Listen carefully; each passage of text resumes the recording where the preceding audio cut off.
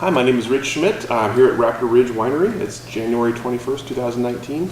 We're here with Scott and Annie Shull, and we're going to start you off by asking you, why wine? It wasn't intentional. Wine sort of chose me or us.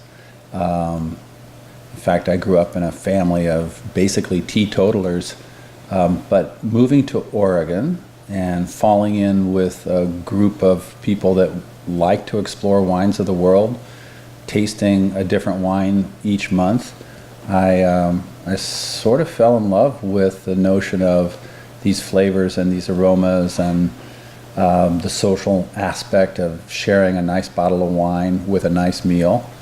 That's where it started. Had no intention of getting into the production side of it. It was more just a social thing once a month. That's why wine for me. I met this guy after wine had already chosen him, and we were both in the tech industry, and I was admiring his passion and enthusiasm for this kind of hobby that he'd taken to the next level. And I have always thought that a family business would be an interesting path for life, and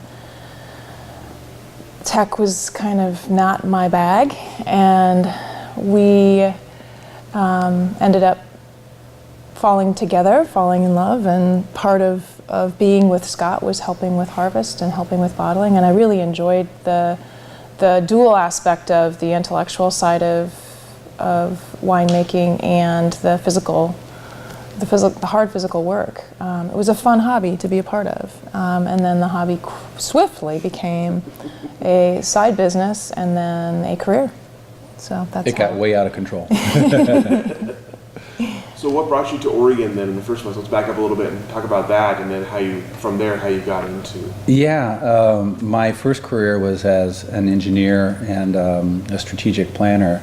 In 1980, I got recruited by a high-tech company that was expanding out of Silicon Valley, wanting to create the Silicon Forest. Intel recruited me out of grad school, and so I flew out here from University of Missouri and started work in the Aloha campus in 1981.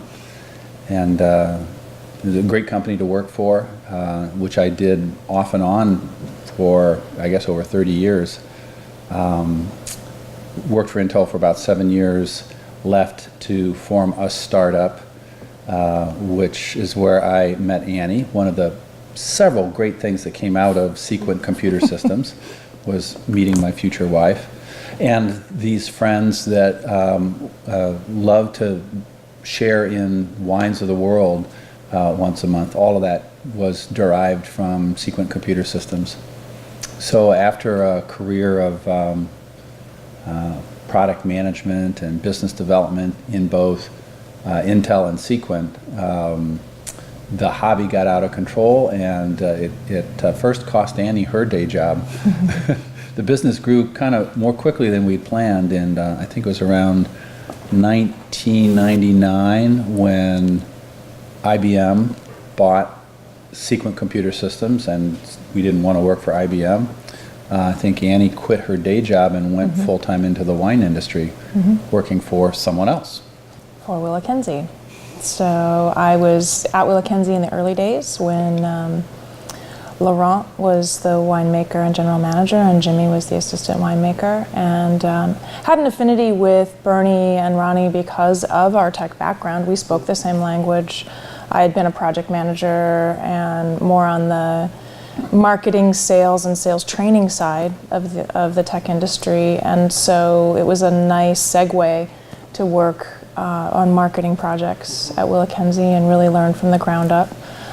Got involved pretty quickly with distribution audiences and developing training at Willa Kenzie for sales, and then also got very involved just as Oregon Pinot Camp was launching. So my background, my academic background was in cognitive development, and my vocational background in tech, as I said, was really focused on marketing and more on education and curriculum development. So that really dovetailed nicely into what was happening in the early days with Oregon Pinot Camp and developing that set of curricula that is constantly being evolved from year to year. So I really cut my teeth in the Oregon wine industry, gratefully working shoulder to shoulder with people like Pat Dudley, Susan Sokol-Blosser, David Adelsheim, and a variety of other founders, the Ponzis, of course. And it was just a really great time to be coming up through the industry and learning and growing at an exponential pace as we reached out to educate the rest of the wine industry and the restaurateurs, retailers, sommeliers about the Willamette Valley. Let's talk about, you said, excuse me, you didn't have much of a background in wine before you got to Oregon. You started kind of learning as a hobby. Let's talk about kind of your initial impressions of Oregon's wine industry and as you started to learn more about it, and then what made you actually want to pursue it further. Yeah, well, my initial impressions were that it was small, especially with the benefit of hindsight. 1981, we could go back and check the facts, but at least in the northern Willamette Valley, maybe 20 to 30 wineries. Most of them ma and pa operations. They were hands-on people that were doing it themselves, teaching themselves, and very collaborative with one another. I was interviewed by a wine writer one time, and once the article was published, he used the big word to describe us. He said autodidact, which just means self-taught. And I think those were my impressions of the folks in the Oregon wine industry. So birds of a feather flock together. It was really just reading every book, talking to every winemaker. There still is a winemakers club, principally for hobbyists, called the Westside Winemakers Group. Dick Erath and Dick Ponzi were founding members. Peter Rosbach of Shenane was one of my cohorts there. But these were principally home winemakers that once a month got together to taste their home brews, to talk about mistakes, talk about successes. So it was quite a ferment of its own that was happening. These exponents changing from ideas, exchanging ideas from one with another. So I really was self-taught until I decided that reading books alone was not the fastest way to success. So we had several great institutions here in the Valley. Chemeketa Community College, Oregon State University had extension service classes for budding young winemakers, as did UC Davis. So I basically signed up for every weekend class I could get from California through Oregon to just explore. Every time you ask a question and get it answered, then 5 other questions come in its place. So, and I think we're still doing that. Gosh, this is our 25th vintage that we're starting right now. It's been a long, strange trip, as this song goes. When you actually decided to start growing or to start producing, what steps did you take to kind of go down that road? Kind of an illegal step, maybe. Just making wine with my buddies that came out of this wine tasting group.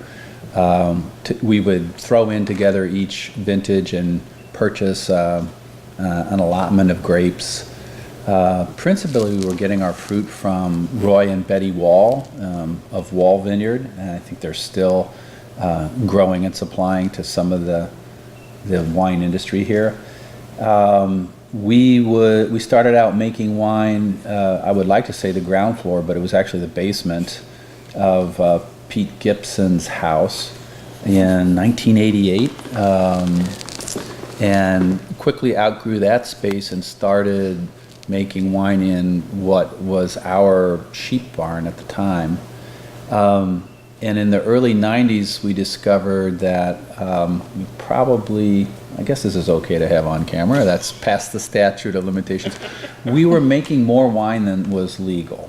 We weren't selling it, we were just sharing it. So that part's fine.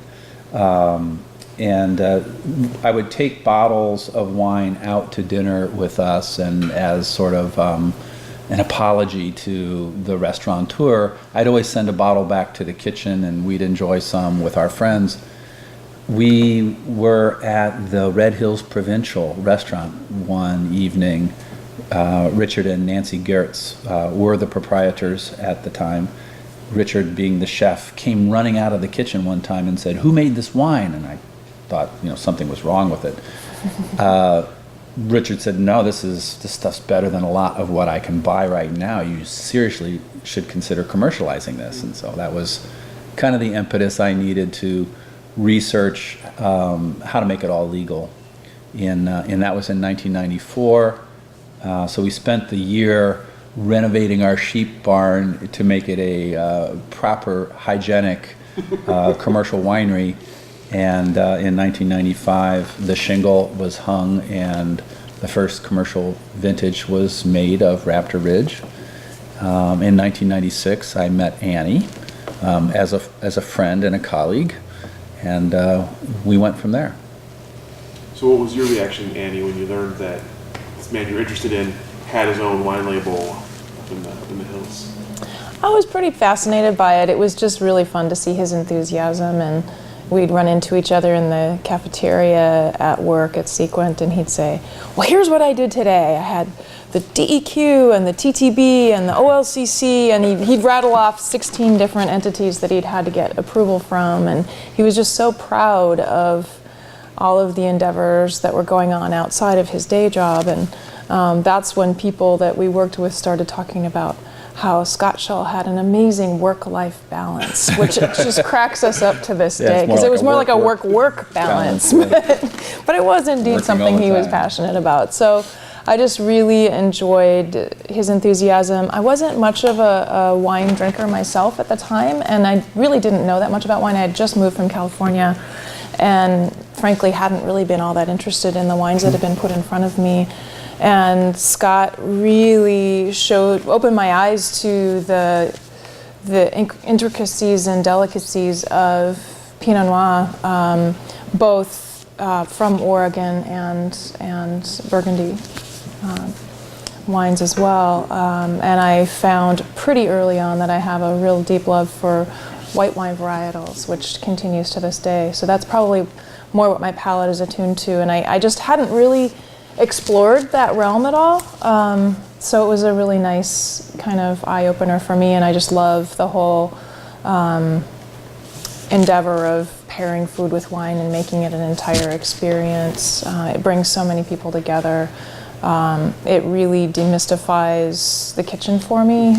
It makes higher-end cuisine a little more approachable to me, because it all comes down to what you like and what resonates with you.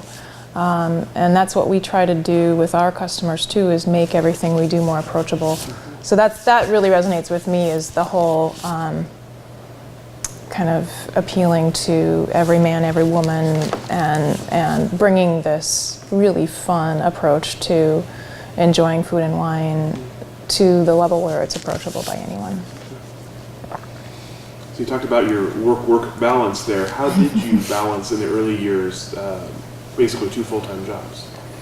Looking back, I have no idea how I did it, other than first principles. I saved up all of my vacation to do harvest. Evenings and weekends were consumed with looking after the wines. The first 5 years of Raptor Ridge, from 95 through 2000, we were buying fruit in, which means we were writing leases on particular blocks of vineyards throughout the valley. In 2000, we were able to find this place here in the Chehalem Mountains, the Raptor Ridge Estate, which was a defunct cherry orchard. So we spent the spring of 2000 clearing the land of all but 20 of these cherry trees. And that era, we were collaborating extensively with Scott and Lisa Neal of Coeur de Terre, helping them plant their vineyard. So Scott and his crew helped me graft the first about 4 acres of vine. So we all sat around in the greenhouse and bench grafted several thousand vines and grew them up that spring in order to plant them in the fall of 2000. So in addition to making wine, we got into grafting plants, planting the vineyard, learning how to run a surveyor's sextant to lay out the vines. Scott came over and together we pounded the posts of what was Adolfo's block out there. Adolfo was the vineyard foreman that worked for Coeur de Terre and for Raptor Ridge. So we shared Adolfo. 2 years later, Macario similarly was working for Coeur de Terre, as well as we used Macario and a few of the other guys to lay out and plant the second block, named Macario's block. So yeah, if I had to do it, maybe I don't have as much energy as I did when I was 40 years old.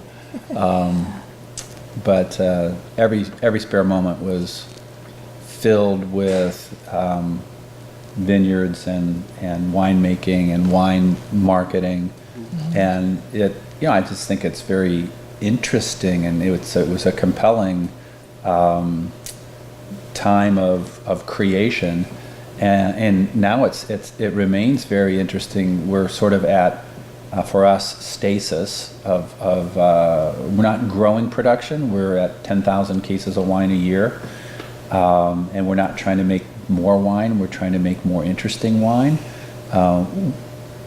Thankfully, a lot of those same early vineyards that contracted with us still are, well past 20 years, whether it's Meredith Mitchell Vineyard, or we've worked with Shea Vineyard from his early days in 1996, and adding some other, for us, new vineyards, but older, experienced gems of the Oregon wine industry, Temperance Hill, and Grand Moraine is a vineyard we work with for over 12 years now. So it's a nice portfolio of interesting sites, including our own here in Tuskawalami Vineyard, as we call it, that keep the wine business very interesting from a creative point of view. And backing up a second, Raptor Ridge, why the name? I'll let Annie take that one. She explains that story really well. So we've always been people who enjoy just watching hawks, owls, and kestrels throughout the valley. We are on a ridge, hence ridge. There are raptors here. There are not velociraptors here, or at least we have not found the eggs yet. But raptors are birds of prey, so hawks, owls, kestrels. And our vineyard actually is a really wonderful habitat for raptors in that it is a protected valley.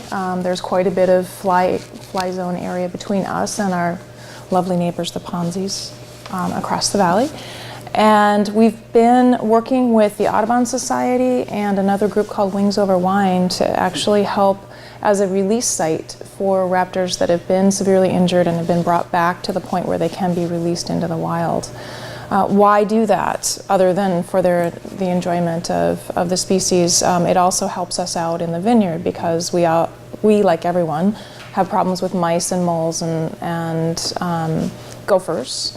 And so the more we can encourage raptors to see this as a habitat, the better off we are and the less other invasive things we need to use to get rid of the critters that tunnel under the vines. And then perhaps even more importantly, towards the end of the growing season, into the fall, we get, depending on how late the grapes are hanging, we get flocks of very hungry migratory birds that come through. And people use various techniques to keep them out of the vineyards, propane cannons, netting, which is the most time consuming, and shotguns, just shooting into the air to scare the birds. So the more we have raptors kind of literally circling the area, the better. So they just really discourage, and you can watch as one will fly through, the flocks just scatter. And that's a little less predictable than even the propane cannons to have their presence in the vineyard. So when we first laid out the vineyard, we also made space for owl boxes and raptor perches. So it's really a symbiotic relationship with them. So that's. In fact, earlier I mentioned the name of our vineyard, Tuscawalamy, which is kind of a mouthful, but I was involved with a group that was naming the AVAs and using a book called, I think, Oregon Historical Names. And just paging through, I found Tuscawalamy as an indigenous term, really out of eastern Oregon, out of the Wallowa area, that was naming a creek for the place where the owls live. And said, oh, that'd be an interesting name for Raptor Ridge Estate, Tuscawalamy. And so you'll see that on all of our estate wines, Estate Tuscawalamy Vineyard. That's really cool. So let's talk about the early days a little bit. That 95-2000 range you're talking about in there. What were some of the challenges that were foreseen and perhaps unforeseen as you were sort of trying to get off the ground? You know, surprisingly, I think the craft of wine growing in Oregon was still a bit embryonic. Specifically, here's an example.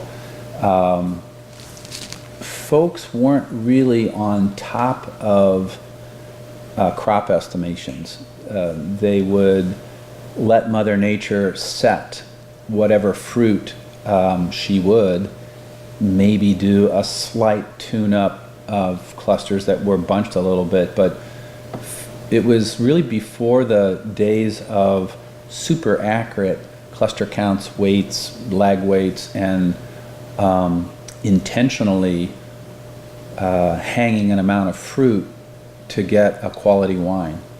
I remember bringing together a group of people and discussing some statistical methods for doing exactly this. And once some of the early research that I think Steve Price did on how to do crop yield prediction.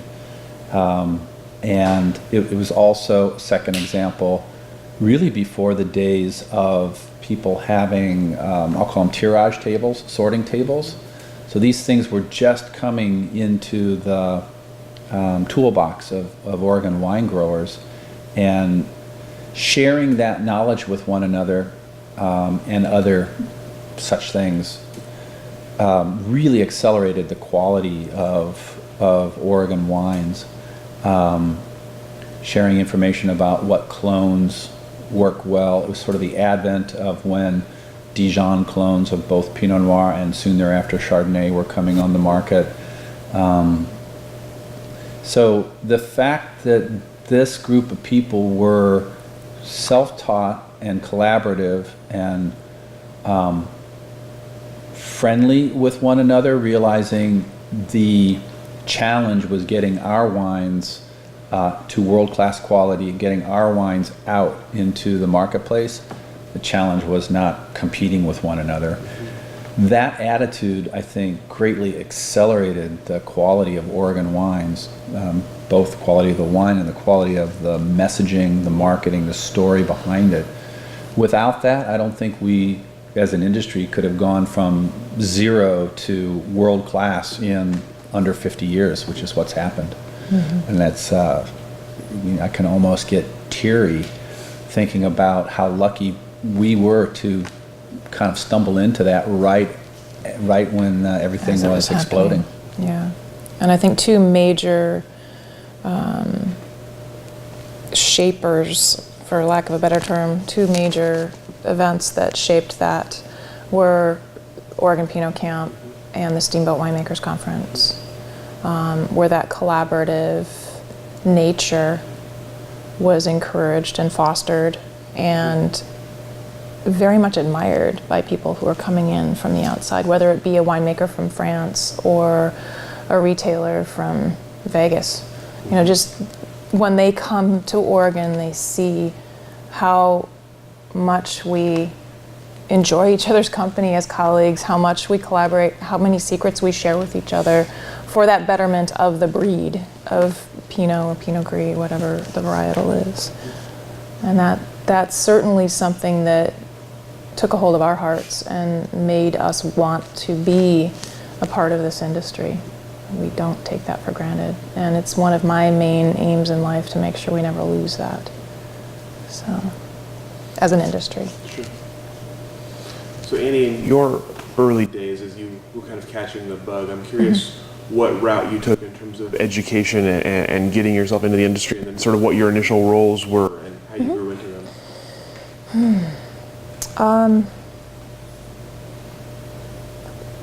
I guess I was more on the path of learning by doing. I didn't go the route of enology or viticulture. I, of course, listened and soaked in like a sponge all of the information that Scott shared with me day in, day out about, you know, what he was doing in the vineyards, what he was doing in the cellar.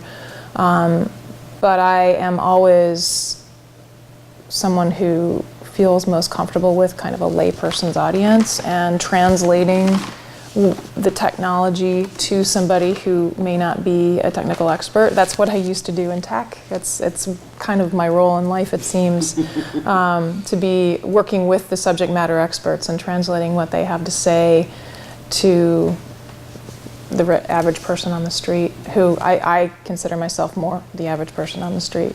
So I think it was more like a shift in my vocation than it was an educational path.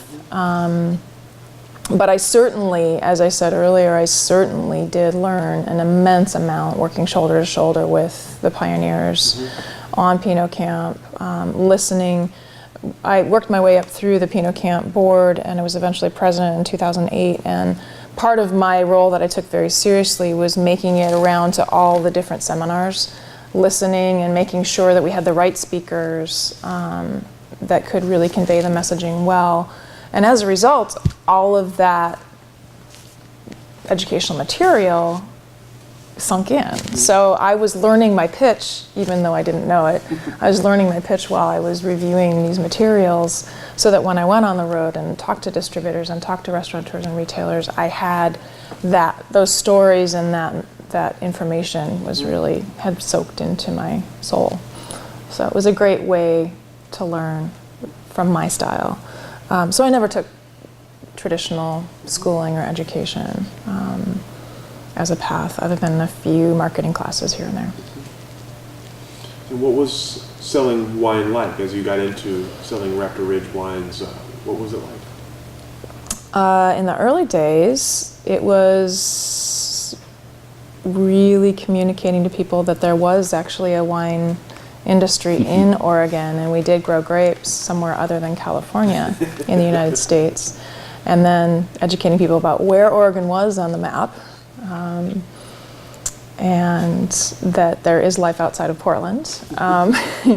So it was really funny in the early days that there really wasn't a knowledge beyond the state of what we were doing here, and it was really pretty basic information that we needed to convey to people.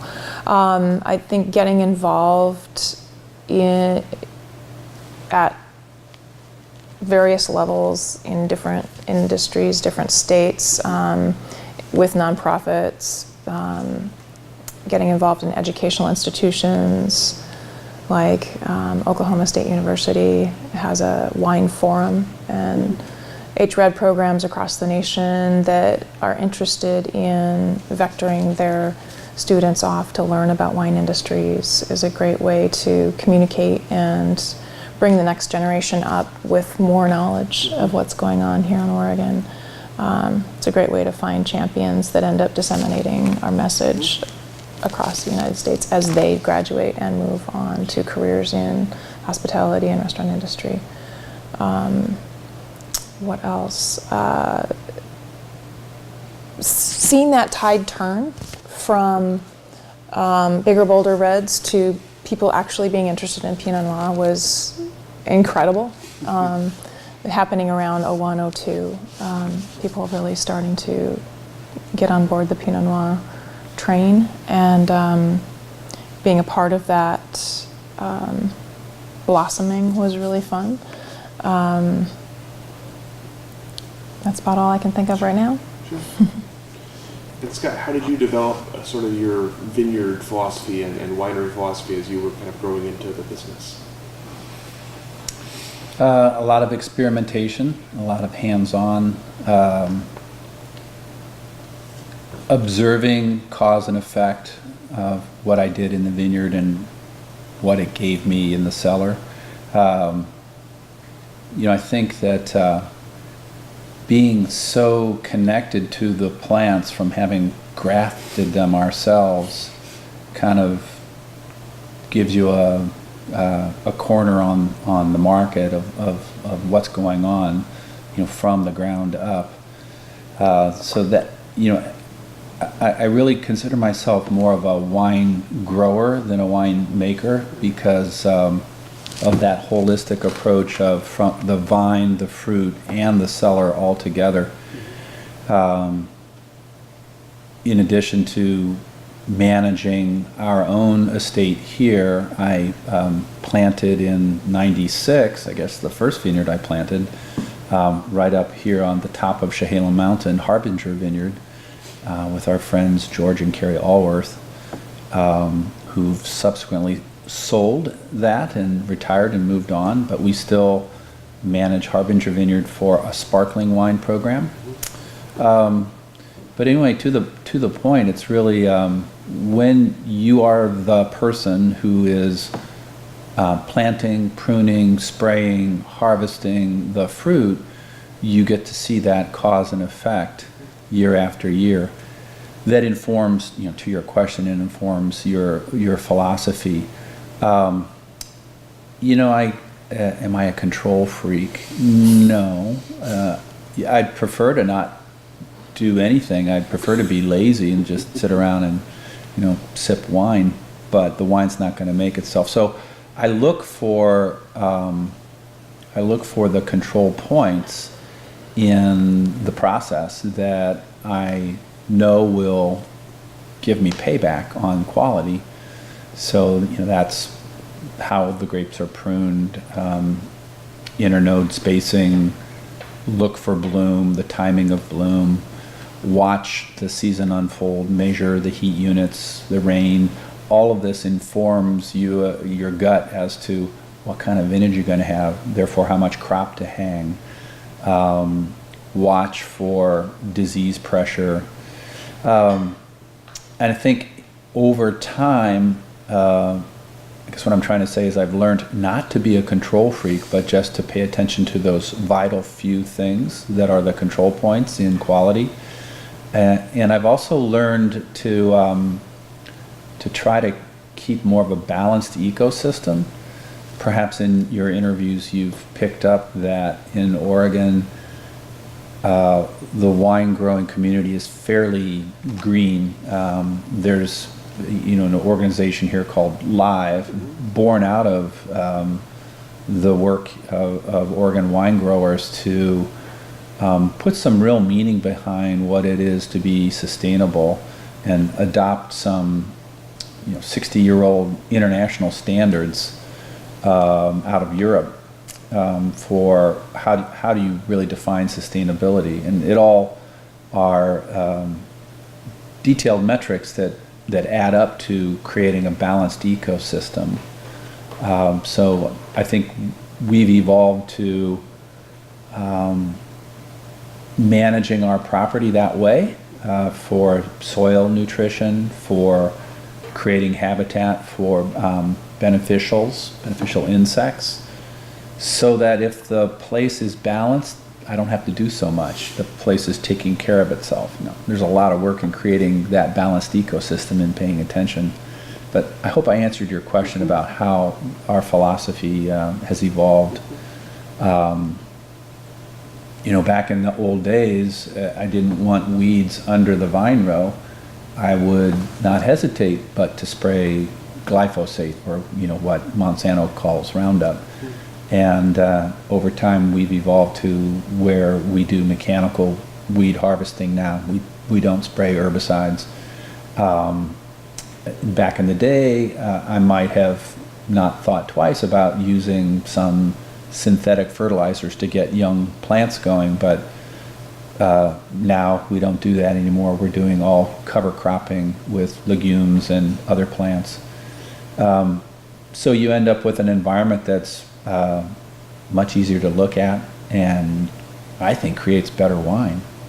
Some of the vineyards that we work with, that we lease fruit from now, are evolving to grow their fruit biodynamically, whatever that means. But it's an interesting journey that the entire Oregon wine industry is on, where, gosh, easily I think half the acreage is one way or the other certified sustainable. And perhaps in the fullness of time it'll be closer to 100%. Do you feel that's coming from inside the industry, or do you think that's coming from consumers demanding it? Obviously both. My sense is that it's coming from inside the industry.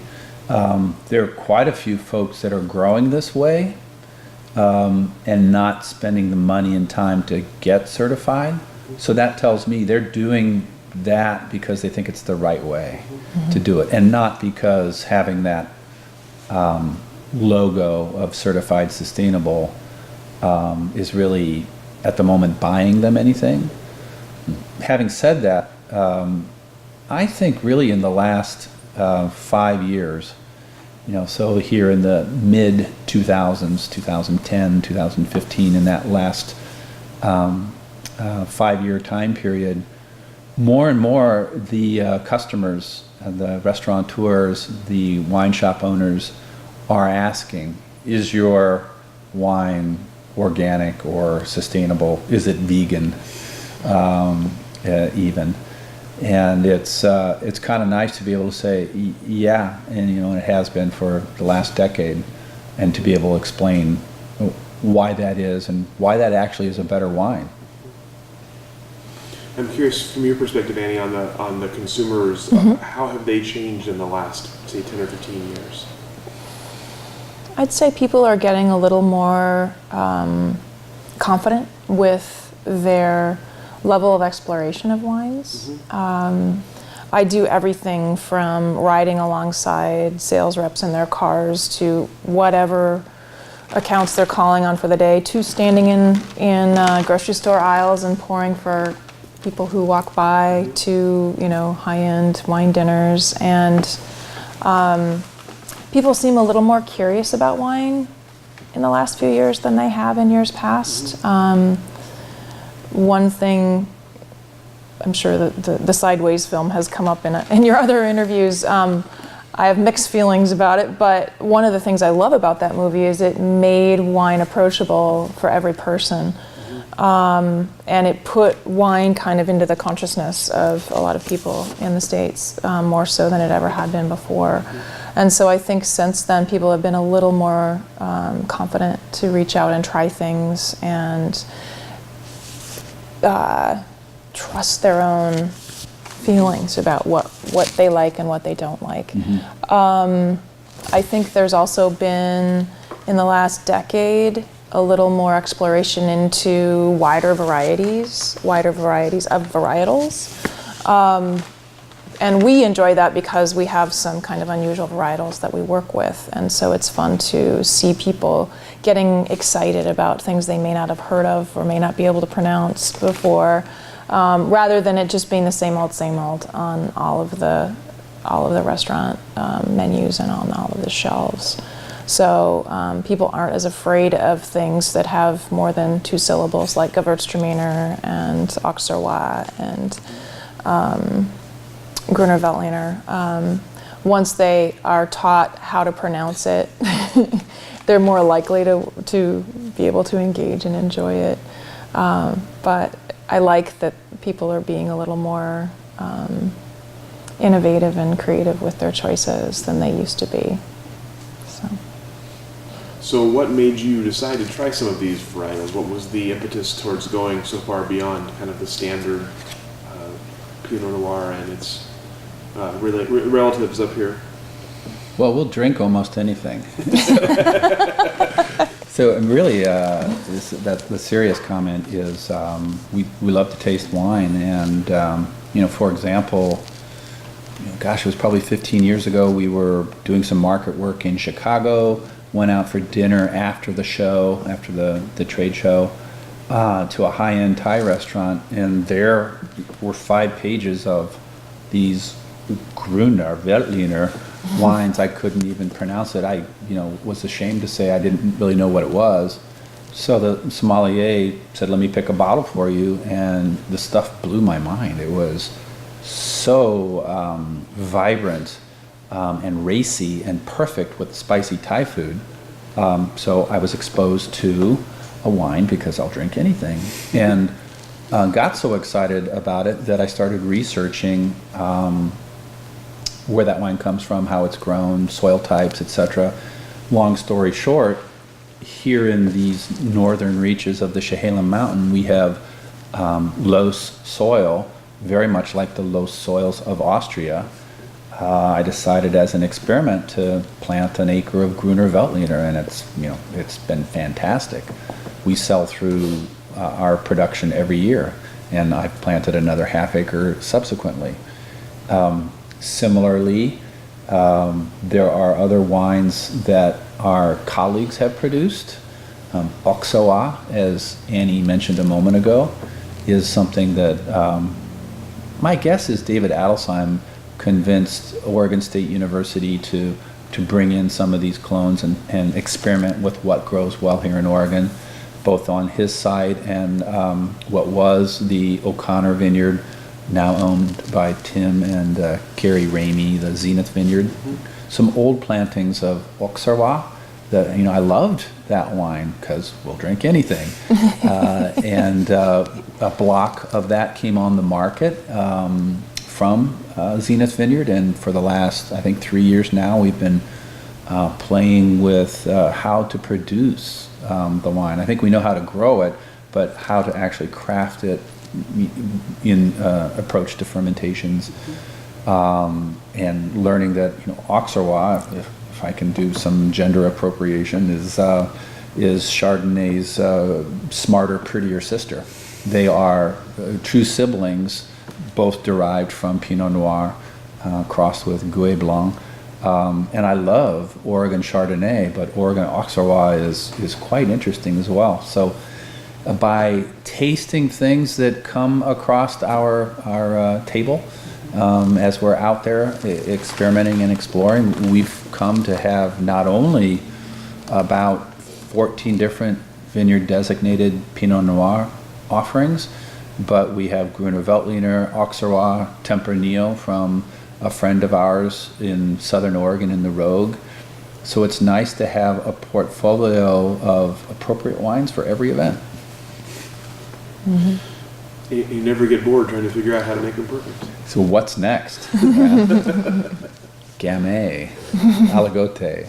There's, I really think that the Oregon has clearly made a name for itself in Pinot Noir. We've earned our reputation for world-class Pinots here in the Willamette Valley. I think that we are, as a state, earning a reputation for high-quality wines from Southern Oregon and Eastern Oregon, for Tempranillos to the south, Cabs and Syrahs to the east. So the world is realizing that there's something special about these latitudes. And having world-class wines of many varietals is quite compelling. as you've gone into working on marketing over the last couple of decades, I'm curious. You mentioned early on trying to get people to even know Oregon existed as a place and that they grew grapes here. Mm-hmm. What is it like now? Is it how much has it changed? It feels like the Willamette Valley is known now. Mm-hmm. And it used to be kind of this dance between, do we call ourselves Oregon, do we call ourselves the Willamette Valley? And I know that doesn't embrace the entire state of Oregon, and I recognize that, but it does feel like Pinot Noir really did put us on the map, and it's the way to get people to Oregon. Probably the most well-known varietal.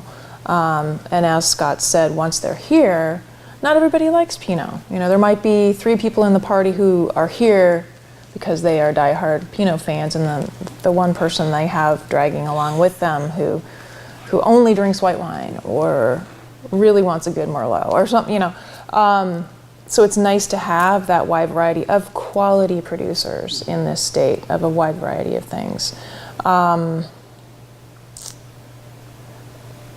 The Willamette Valley is something that people can actually pronounce now. That was the other thing, was teaching people how to pronounce Willamette. That's a big step. And then we have Chehalem. There are a lot of great names we have to. And then we chose Tusqualamy, so that's going to be fun. Syllable so changed. I think it has changed pretty drastically. I mean, we've been going to places on the East Coast for almost 20 years now. We've been in Vermont and Massachusetts and DC, and people are starting to really proactively know more than you expect when we first encounter them, when we're on the East Coast and pockets of the Midwest and as well. So I think it's changed. I think it's changed pretty drastically. What does a wine labeled Oregon or Willamette Valley mean to you? What is that? What is that? The connotation of an Oregon wine or Willamette Valley wine? I'll answer what it means to me, and also what I think it means to the audience of people who like wines, be they from Oregon or outside of Oregon.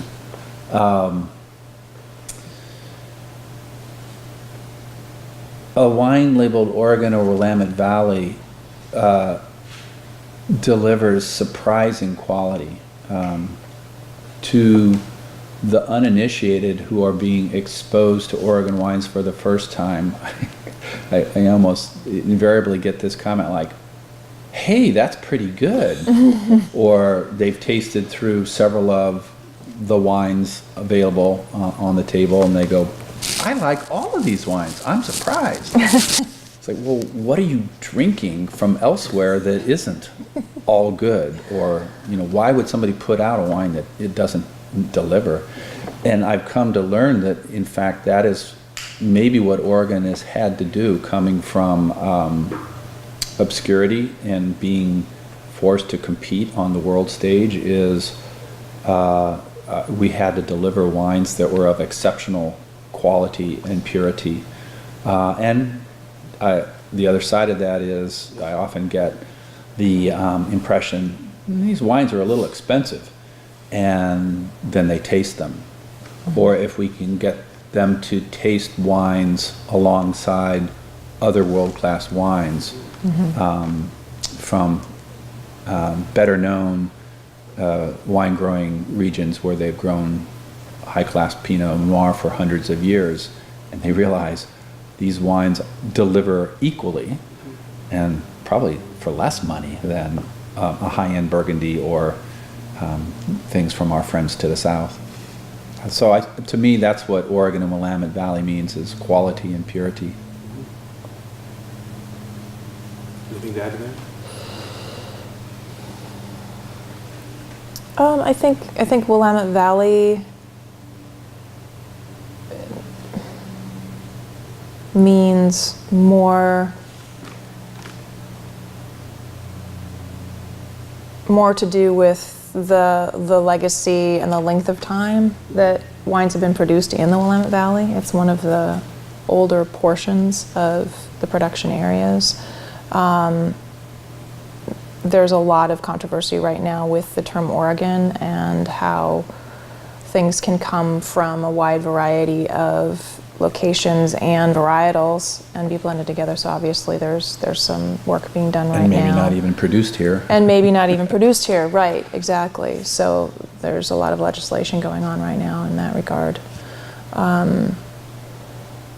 But I agree with what Scott was saying. I think there is that kind of surprise and delight that people have the first time they try wines from Oregon or the Willamette Valley of that level of quality.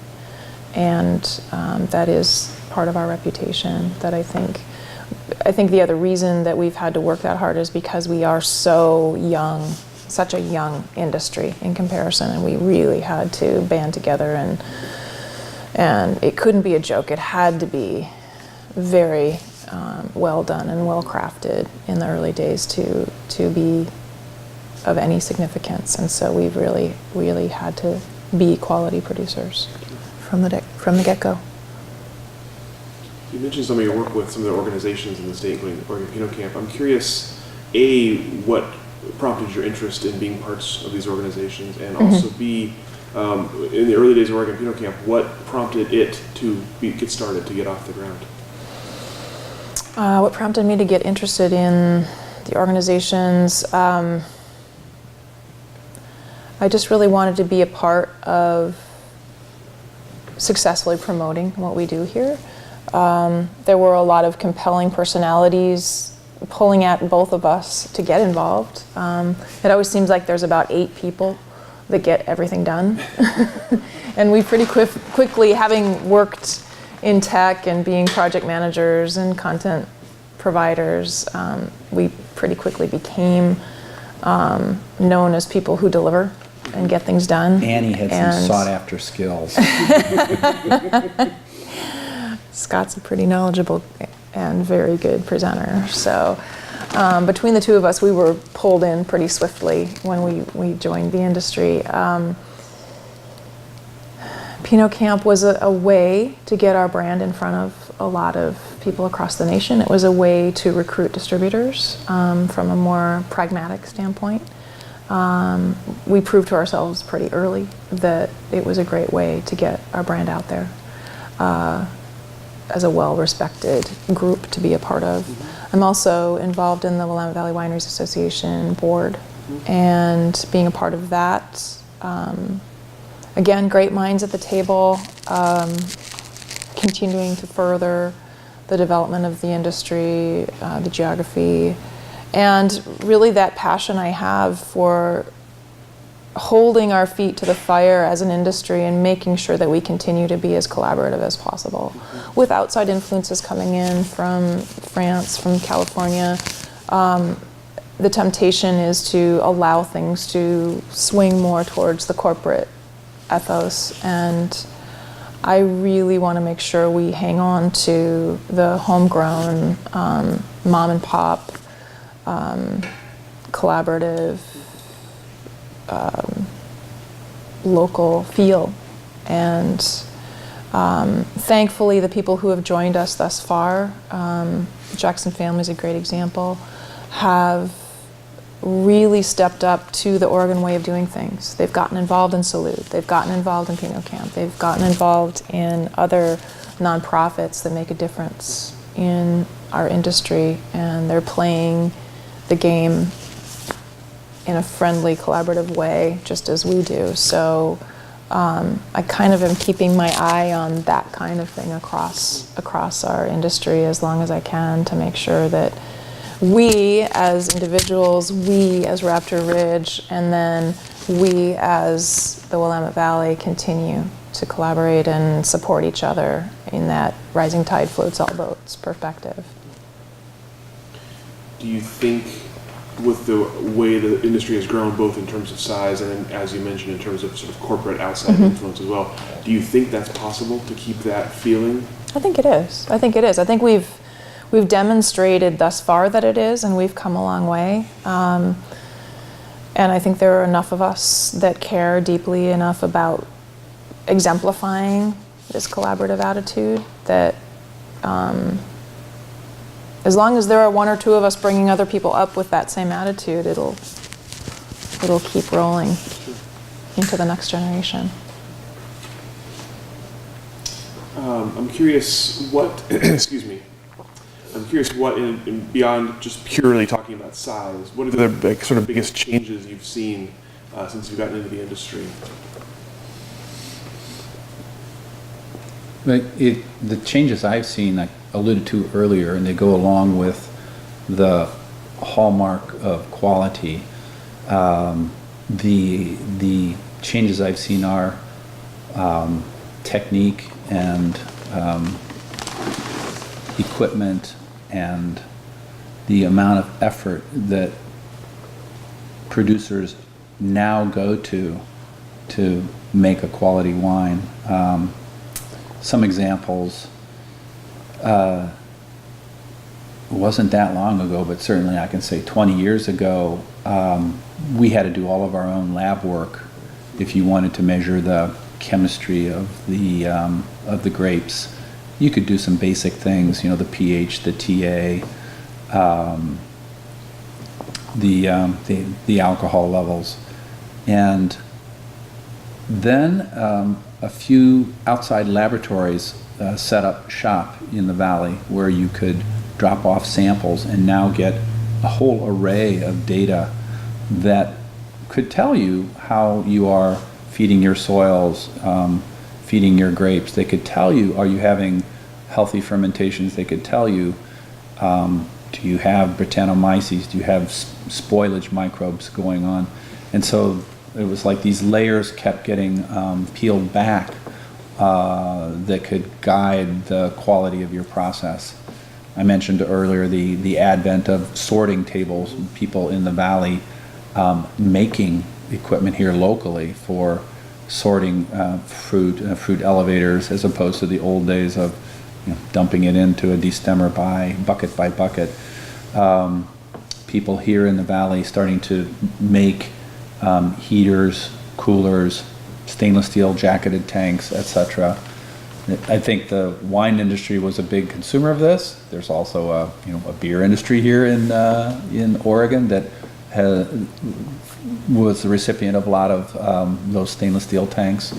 So as the business grew, the tools, the techniques, the processes that accelerated quality also came along with. So that's one of the things I've observed. And I guess I've seen outside interests. That's the wrong feeling or the wrong term. I have seen the advent of wine houses from France, from California, from elsewhere, recognize that Oregon is an amazing place to grow quality wine grapes, and to vote with their feet by purchasing substantial land here and setting up shop. And some clumsy first starts of taking their ethos, their way of growing wine elsewhere, and trying to do that here for a few years, and realizing that the forcing function of our climate, of our cooler climate, the forcing functions of our kind of economies of scale or lack thereof, have reshaped their early efforts into what is a more traditional Willamette Valley or Oregon wines. Hopefully I'm being clear that because we are smaller vineyards, there aren't huge stretches of land that can be planted to the monoculture of a vineyard. It's really things that are between 20 and 100 acres at most. And because the average size Oregon winery right now is about 5,000 cases, not 50 or 500,000 cases, we are a craft industry, and so that forces how you approach the business of producing, marketing, distributing your products, your wines. So those are some of the observations I've had about where we are now. And I think that if I can adopt the word, the physics of the Oregon structure will keep us that way for some time to come. It'd be hard to get beyond the gravitational forces of our size and scope of how wine is produced here. And if you try to make wine at scale and cheaply, it instantly shows. And it is no longer Oregon wine. It's no longer Willamette Valley wine. What about you, Anne? What are your kind of observations on changes you've seen?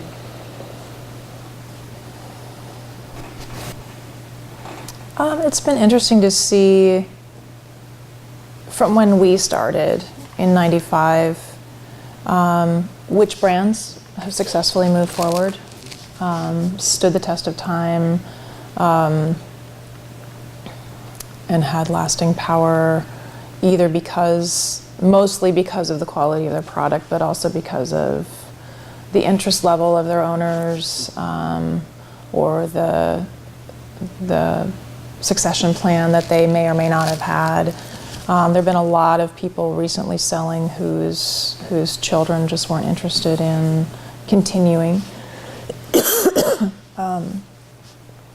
So that legacy piece is going to be interesting to see moving forward. So I was going to ask you next is, we talked about the past of the industry. What about the future of the industry? What do you see happening? What does Oregon look like 5, 10, 15 years down the road? Boy, if I knew the answer to that, I'd have a great job as a wine consultant. At present course and speed, the industry is really growing. Growing, I think, double digits in terms of our wine production. There've been a tremendous number of new small producers jump on in the pool to enjoy this wonderful water.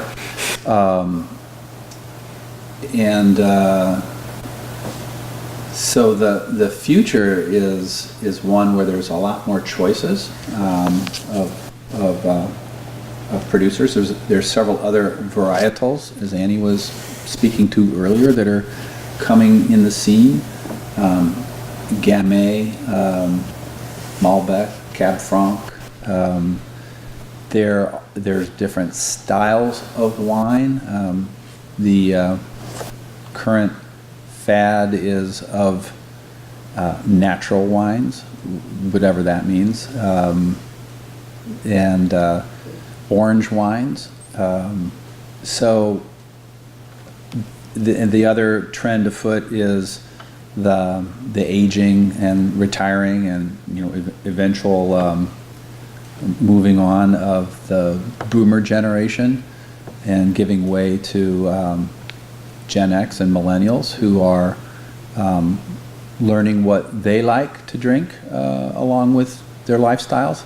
Thankfully, wine is still a good part of that. It's not diminishing, but maybe the type of wine and style of wine is different. So I don't have any firm predictions other than it'll change. What do you think, Annie? I feel like the craft beer industry has really done a lot to bring people at younger ages towards wine. I don't see it as much as a competition as not a collaboration, but it's more kind of opening the horizons for people at a younger age to things that are handcrafted versus cheap cocktails and beer. PBR.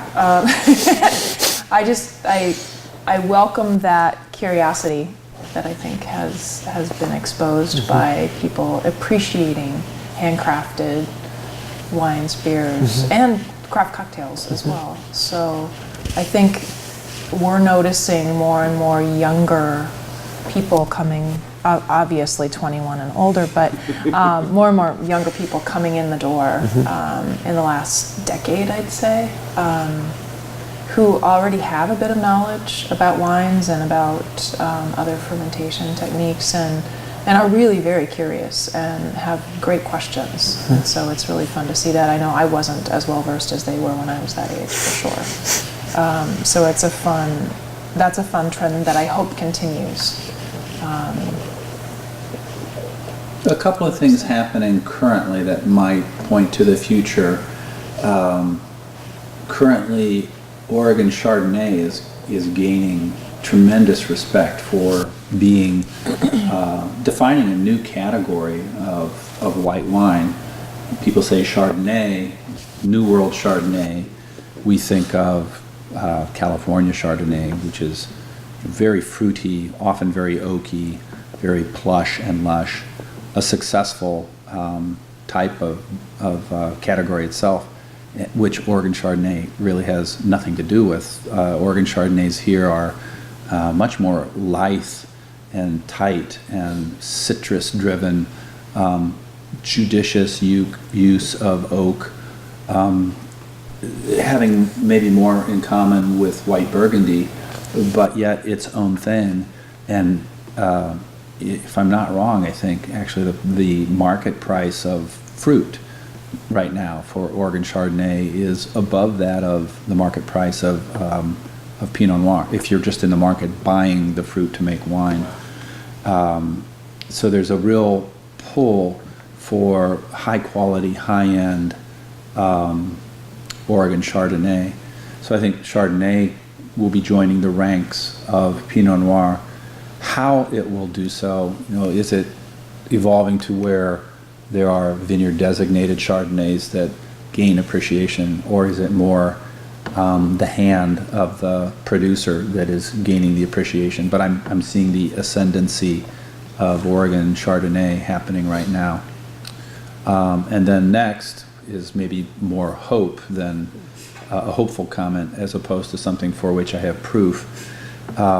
I'm seeing producers of sparkling wine joining the fray, we among them, where if the region of Champagne is known for producing grower champagnes, where specific sites and specific farmers are creating that farmer fizz and gaining notoriety from it, from the Champagne region of France. We are seeing a similar thing happen here in Oregon with a handful of producers.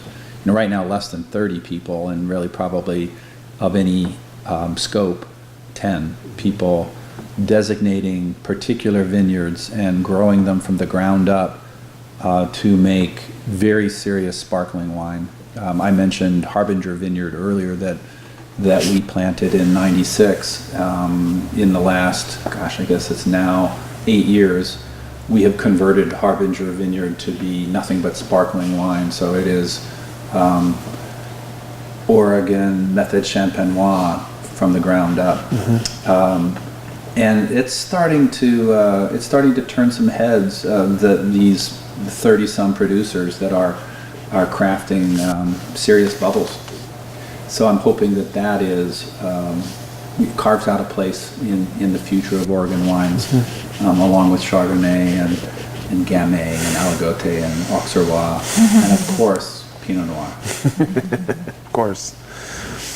So bringing it back down to Raptor Ridge, what's in the future for you? You said you're kind of at a stasis right now in terms of size. So what do you see when you look, say, 5-10 years down the road here? We continue to do a lot of experimentation for quality and nuance. Historically, I had done all of the farming and winemaking myself until recent times, when I hired an assistant. As we grew from about 5,000 to 10,000 cases, I always had a partner in crime. And here in the last 2 years, I've had the able assistance of Shannon Gustafson, a degreed enologist, to join our ranks. And she's got the same sort of curiosity that I do, and I have to be careful what I say around Shannon, If I say, gosh, I wonder what would happen if, and then the next morning I come in and there's a lab bench set up with all of the experiments of what we could do to approach the wine differently or to pull out different nuances. So what's in store for Raptor Ridge is crafting more interesting wines, not more wines.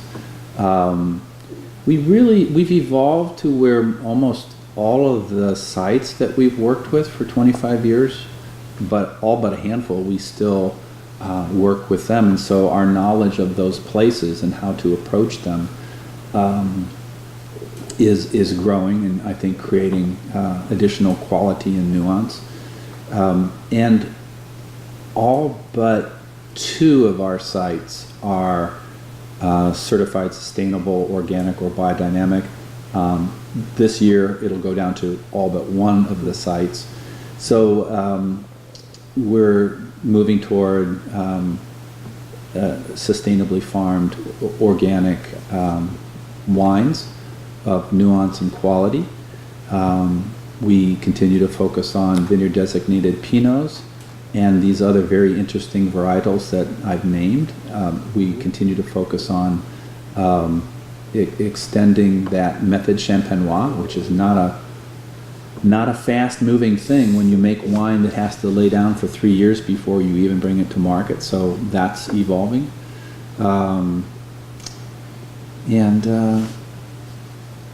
yeah, it's a slowly evolving business, including what we do in distribution, where they need to see you in their shop, in their restaurant, 2 or 3 times, 2 or 3 years, if not more, before they start to open up and treat you as family, and vice versa.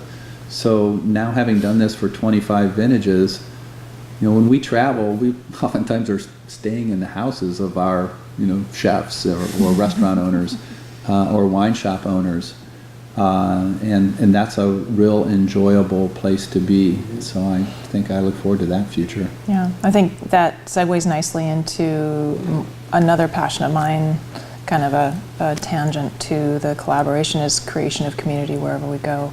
And like Scott said, some of our best friends across the nation now are chef owners that we end up inviting into our own home, and they invite us in turn into theirs. The other piece of that whole continuum is here at Raptor Ridge, with those other interesting European varietals that we make, we create events around not only the celebration of our release, but also showing wines from the region of origin alongside our own, to show that whole story and wines that pair with them. So when we do the Gruner release, we do Gruner and Oyster Fest, and we show Merlot and Terroir, and bring people in from the Oyster Bar, and they bring in a variety of oysters. We bring in a variety of Gruners from all over, from Austria and here. We do that with our Tempranillo release, where we bring in Tempranillos from Spain, and we do a paella party. So we're creating that community around those particular varietals.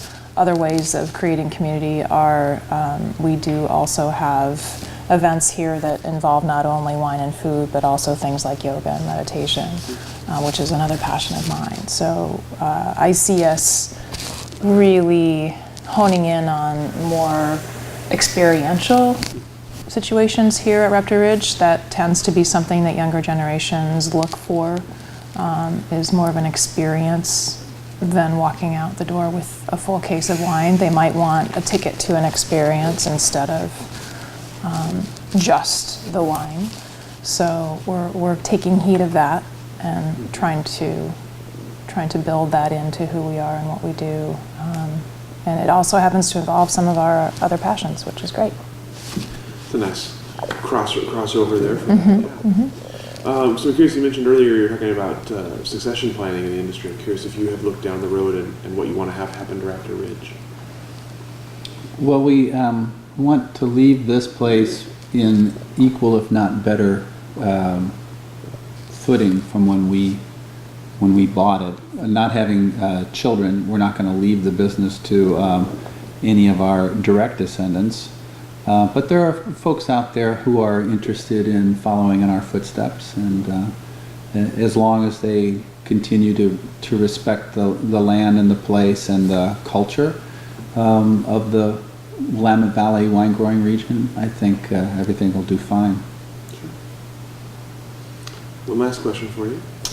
We know this is we've done a lot of these interviews, as we were talking about earlier. We know this is a notoriously difficult industry on relationships. So we always like to ask couples who are here, what's your secret? How have you made it work? That's a great question, because as you imply, being married to somebody who's your business partner in the same business isn't always a recipe for success in either one of those. In fact, more often than not, it destroys marriages. I guess I'm just lucky that I've met someone who is very communicative and respects what I do, and the turnabout is fair play. We each have our areas of responsibility, and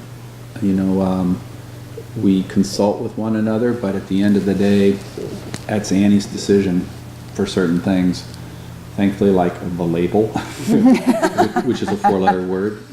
Annie has owned and evolved the whole look and feel, the label as the most emblematic part of that, and done a great job for it. So, and I've owned sort of the quality, the taste of Raptor Ridge, even though Annie's involved in tasting every little experiment or trial that I come up with. At the end of the day, she respects my area of responsibility. So that one rider, one range, that respect, and she's kind of fun to hang out with.